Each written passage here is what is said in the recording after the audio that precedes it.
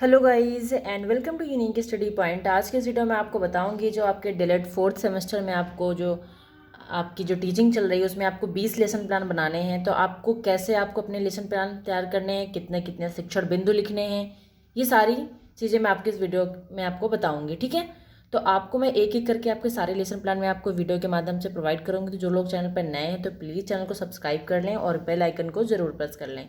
ठीक है, ताकि मैं जो भी वीडियो डालूँ आपको सबसे पहले नोटिफिकेशन मिल सके।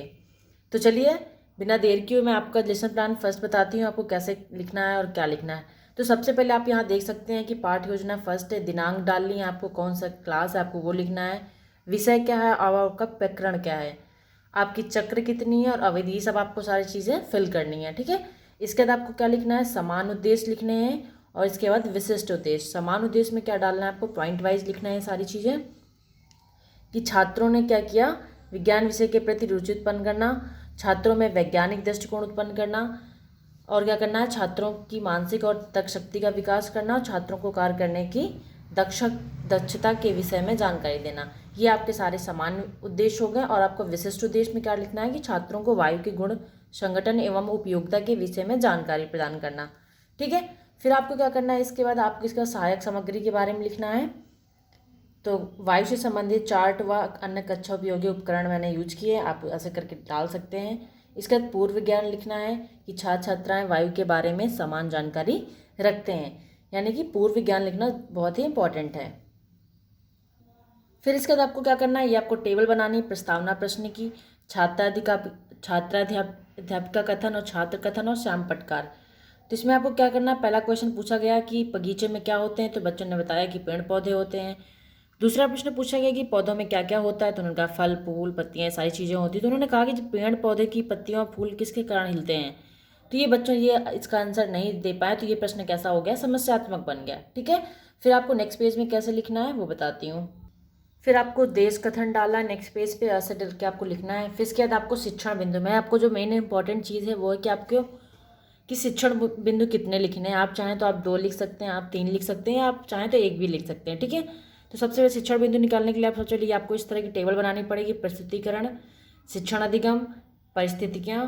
ठीक है, फिर इसके बाद दूसरा पॉइंट डलेगा शिक्षण बिंदु, छात्राध्यापिका कथन एवं छात्र कथन।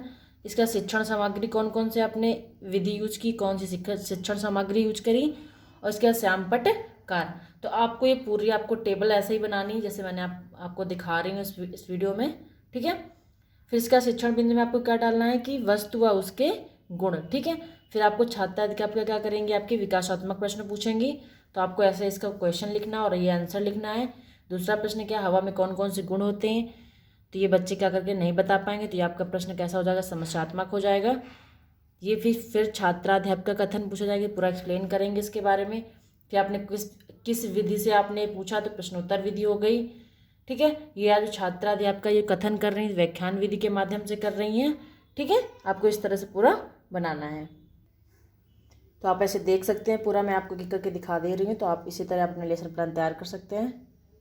ठीक है, फिर इसके बाद आपको ये टेबल आपने बनाई थी, तो आपको यहाँ पे लिखना है कठिन शब्द कौन कौन से हुए, श्याम पटकार में आपने क्या किया, ब्लैक बोर्ड में आपने काम, तो आप ऐसे नोट कर सकते हैं। ठीक है, तो आपका ये जो पहला शिक्षण बिंदु है ये मैंने आपको दिखा दिया है, तो आप इसी तरह बना सकते हैं। ठीक है, आप चाहें तो आप इसका स्क्रीनशॉट ले सकते हैं। फिर इसी तरह आपको दूसरा आपको शिक्षण बिंदु निकालना है, जैसे कि आप इसमें देख सकते हैं। ठीक है, आपको इसी प्रकार जैसे पिछले मैंने आपको बताया था कैसी टेबल बनानी, वैसे आपको इसमें टेबल बनानी है फिर से। फिर आपको ऐसे ही सारे पॉइंट लिखने हैं, जैसे कि आपको इस वीडियो में देख सकते हैं। पूरा आपको सारे पॉइंट लिख करके आपको पूरा एक्सप्लेन देना है इसमें। ठीक है, तो आप चाहें तो वीडियो को पॉज करके स्क्रीनशॉट ले सकते हैं। ठीक है, आपको मैं इस वीडियो में आपको 2-2 शिक्षण बिंदु के बारे में बता रही हूँ, तो आप चाहें तो आप इसका पूरा स्क्रीनशॉट ले सकते हैं और आप इसी प्रकार अपने लेसन प्लान तैयार कर सकते हैं। फिर आपको श्यामपट्ट सारांश लिखना है कि वायु में स्थान, भार तथा गैसों एवं जलवाष्प उपस्थित होते हैं। फिर आपको 2 पॉइंट लिखना है। फिर इसके बाद लेखन एवं निरीक्षण कार्य लिखना है। ठीक है, फिर मूल्यांकन प्रश्न कैसे आपको करने हैं।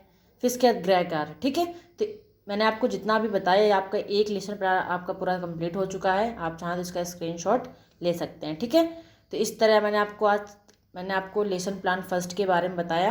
तो आपको बिल्कुल ऐसे ही अपने लेसन प्लान तैयार करने हैं। आई होप आप सबको समझ में आया होगा।